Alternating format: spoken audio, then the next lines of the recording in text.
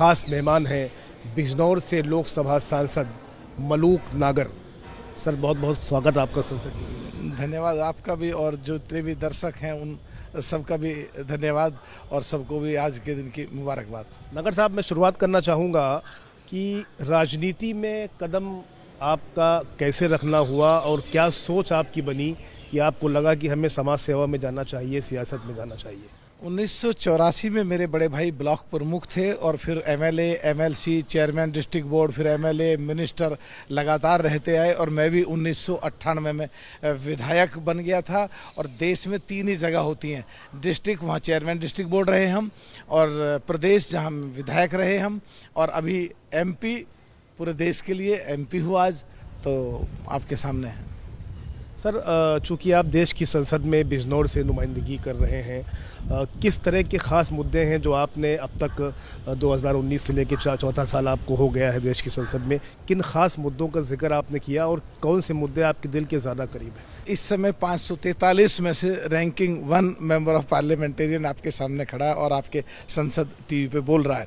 और 1952 से लेकर के और 17वीं यानी कि पहली लोकसभा जो 1952 में थी चुनाव के बाद, और 17वीं लोकसभा जो चल रही है, तो केवल 234 के करीब सिटिंग हुई हैं, और 665 के करीब पहली जो संसद थी 1952 की जो पहली लोकसभा थी उसके थे। फिर भी मेरे 688 पार्टिसिपेशंस हैं, और अनुपातिक तौर में अगर कन्वर्ट करें उतनी चली होती तो मेरे 1300 कुछ पार्टिसिपेशंस अब तक हो जाते। और मुझे गर्व है कि मैं रोज़ाना देश के लिए, गरीब लोगों के लिए, मजलूमों के लिए, किसानों के लिए काम करता हूं, और हमेशा ऋणी रहूंगा बिजनौर लोकसभा निवासियों का, जिसमें दलित और अक़लियत समाज के लोग और दूसरे पिछड़े समाज के लोगों ने, जिन्होंने मुझे जिता करके भेजा है, जिससे मैं उनकी बात भी और देश के लिए रोज़ाना पार्लियामेंट में काम करता हूँ। हमने देखा कि बहुत आप प्रेजेंट रहे संसद में और तमाम अलग अलग मुद्दों पे डिबेट में आपने हिस्सा लिया। कुछ ख़ास मुद्दे जिनका जिक्र आप इस इंटरव्यू के दौरान करना चाहें? देखिए, मैं अगर कह रहा हूँ 688 तो इतनी मोटी किताब होती है, और मुझे पूरा यकीन है कि पढ़ने लगे तो पढ़ता पढ़ता सो जाएगा, तो उनका जिक्र तो भी पूरा डिटेल तो मैं तो किसका मैं करूं और किसका मैं ना करूं। केवल एक ही बात कह सकता हूं कि गरीबों के लिए, मजलूमों के लिए, किसानों के लिए, पिछड़ों के लिए, दलितों के लिए और अक़लियत समाज के लोगों के लिए जो पार्लियामेंट में मैं करता हूं वो देखने के लायक है और पढ़ने के लायक है। कोई मुद्दा मुश्किल छुटा होगा, और जब पार्लियामेंट चलती है तो मैं हमेशा अपने सोशल मीडिया पे पोस्ट करता हूं, तो मैं पूरे देश में पोस्ट करके कहता हूं कि बिजनौर लोकसभा में और देश के किसी भी कोने में अगर कोई ऐसी घटना है जो मेरे पार्टिसिपेशंस में नहीं है, उन्हें पढ़ के तो प्लीज़ मुझे भेजें, जिससे मैं गरीब, मजलूम, दलितों और अक़लियत के और पिछड़ों के हित के लिए पार्लियामेंट में उठा सकूँ। तो मैं मुद्दे लोगों से मांगता हूँ। जी, बहुत अच्छी बात है सर। 98 से 2004 के दौरान आप उत्तर प्रदेश अपर हाउस यानी विधान परिषद के सदस्य रहे, विधायक आप रहे वहाँ पर यूपी में। उस दौरान मैं बात करना चाहूँगा कि किस तरह का आपका तजुर्बा रहा, किन मुद्दों को ख़ास तौर पे को आपने उठाया और उस दौर को आप कैसे याद करना चाहते हैं? देखिए, मैं हमेशा संगठनात्मक ढांचे में पार्टियों में रहा हूं, और उस समय भी मैं कांग्रेस में संगठनात्मक ढांचे में भी था, और उस समय भी अपने दल में वहां पे विधान परिषद में उपनेता था। और 2000 में कांग्रेस में पूरे देश में बेंगलोर में सेशन लग रहा था, कोई ऐसा परिवार नहीं था जिसमें सगे 3 भाई हम विधायक था कांग्रेस का। इसीलिए कांग्रेस को, चाहे वो राजस्थान का मुद्दा हो, सचिन पायलट को धोखा दे रहे हैं, चाहे वो हो, चाहे यहाँ संसद में कार्रवाई हो, इसीलिए कांग्रेस को बढ़िया तरीके से पहचानता हूँ, और कांग्रेस पे मैं जहाँ जरूरत पड़ती है वहाँ उनको हिलाता हूँ और पार्लियामेंट में सुझाव भी देता हूँ। सदन के बारे में बात करूँगा। जब आप विधायक थे वहाँ पर, उन 6 सालों में आप कैसे उसको याद करते हैं? उसमें मैं ये कहूँगा कि उन दिनों में मैंने सीखा ज़्यादा, और ख़ास करके ओम प्रकाश शर्मा जो लगातार करीब 45 साल लगातार विधायक रहे, वो बहुत अच्छा बोलते थे, उनसे मैंने बहुत कुछ सीखा। ओम प्रकाश शर्मा जी से अभी तो इस दुनिया में नहीं है, स्वर्गीय हैं, और उसका फ़ायदा मुझे पूरा पार्लियामेंट में मिल रहा है। चूँकि पार्लियामेंट्री स्टैंडिंग कमेटी जो मिनिस्टर ऑफ पर्सोनल है, लॉ है, तो इसमें भी आप बतौर सदस्य काम कर रहे हैं। तो स्टैंडिंग कमेटी में अगर मैं आपकी भूमिका के बारे में बात करूं तो अब तक क्या योगदान और भूमिका रही है आपकी? Basically, this is DOPT and Law Justice, and related to the DOPT, this ministry headed by the Honorable Prime Minister of India, and there are 31 member of parliamentarians in that committee, and effectively the main three participate. One, Mr. Vivek Tankha, who was also the Advocate General of Madhya Pradesh and Additional Solicitor General of India, who participate, and another is Mr. Wilson, who was also Advocate General of Tamil Nadu and Additional Solicitor General of India, and he also participate. And third, I also participate very effectively, deeply in respective all manner related to the all issues related to the all over country, related to the DOPT and related to the law and justice. So you can say I am also the effective member of DOPT and Law and Justice, and I also member in the Finance Consultative Committee. And before the budget, when the Honorable Finance Minister take a meeting in that committee, I also raise the issues related to the poor, related to the backwards, related to the Dalits, and related to the Akaliyat Samaj, and related to the farmers in respective all manner, specifically related to the budget.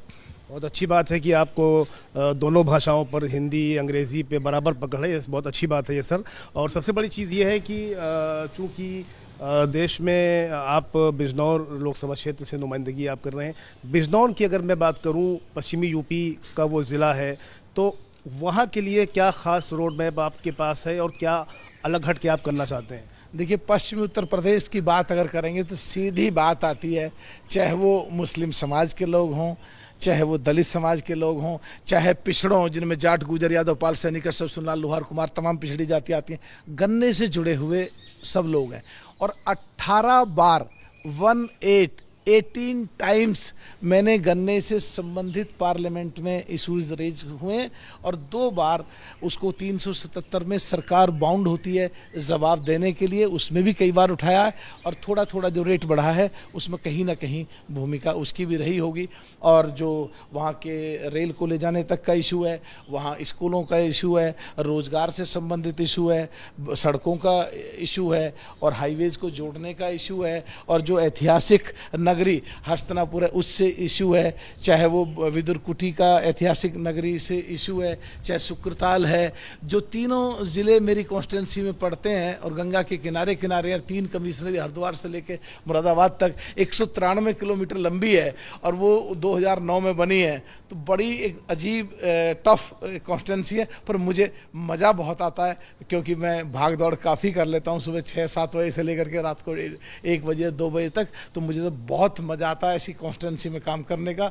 और लोगों ने, जिन्होंने, मैं पहले कई बार हार गया था, MP का चुनाव नहीं जीत पाता था, तो जिन्होंने जिताया है, ऐसा लगता है मुझे जिन टर्म्स में मैं हारा हूँ उनका भी हिस्सा पार्लियामेंट में इशू रेज करने में और उन लोगों को काम करने के लिए इस टर्म में कर दूं।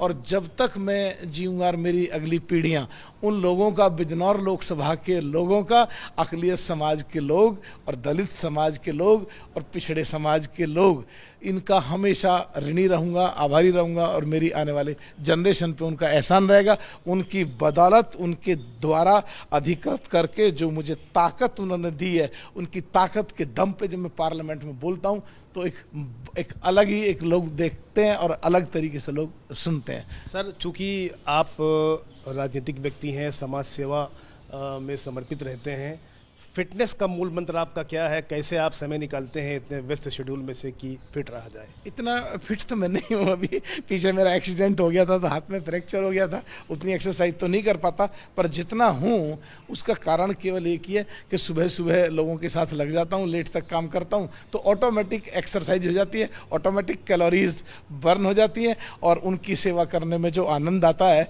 उससे जो एंड्रोलिन दिमाग में जो पैदा होता है, जो बॉडी के मेटाबॉलिज्म रेट को कंट्रोल करता है, उधर चलने से, उधर पूरा ज़्यादा वर्किंग करने से और एक खुशी की अनुभूति होने से, तो ऑटोमेटिक ही फिटनेस से ठीक रहती है। मैं देख रहा हूँ इंटरव्यू के दौरान आप लगातार मुस्कुरा रहे हैं, काफ़ी खुशमिजाज आप दिख रहे हैं। आखिर इस खुशी के पीछे राज क्या है? खुशी के पीछे राज है कि एक सपना था, बड़े गरीब से घर में पैदा हुए, कि देश की पार्लियामेंट जो नोट पे तस्वीर देखते थे कि ये है। और फिर कई बार लड़के चुनाव हार के लगता है यार पहुंच नहीं पा रहे, विधायक तो मैं रह गया।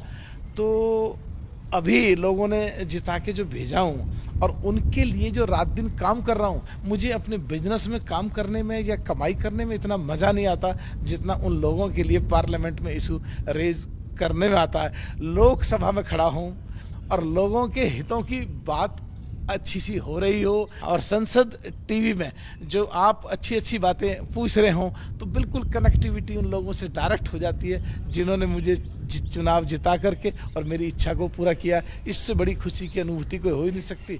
और आपकी पूरी टीम भी अच्छी है तो अच्छा लग रहा है, इसलिए शायद खुशी महसूस हो रही होगी। सर बहुत बहुत शुक्रिया, आपने संसद टीवी से अपना बहुमूल्य समय निकाला और बात करने का मौका दिया। आपने बताया कि किस तरह से आपने जो है 84 से राजनीति की शुरुआत की, कैसे आप विधायक बने, कैसे देश की सबसे बड़ी पंचायत में आप पहुँचे। बहुत बहुत धन्यवाद आपका। मेरे घर में 37 साल से लगातार प्रमुख और विधायक स्तर की राजनीति हो रही है। 2023 में और ऊपर वाले ने चाहा तो सिलसिला आगे भी जारी रहेगा। और परमात्मा और प्रकृति और ऊपर वाले से प्रार्थना और दुआ करता हूं कि मुझे वो ताकत दे कि मैं लोगों की खिदमत करते हुए देश के लिए, गरीब और दलित और पिछड़े और अक़लियत समाज के लिए काम करता रहूं। बहुत बहुत शुभकामनाएं आप।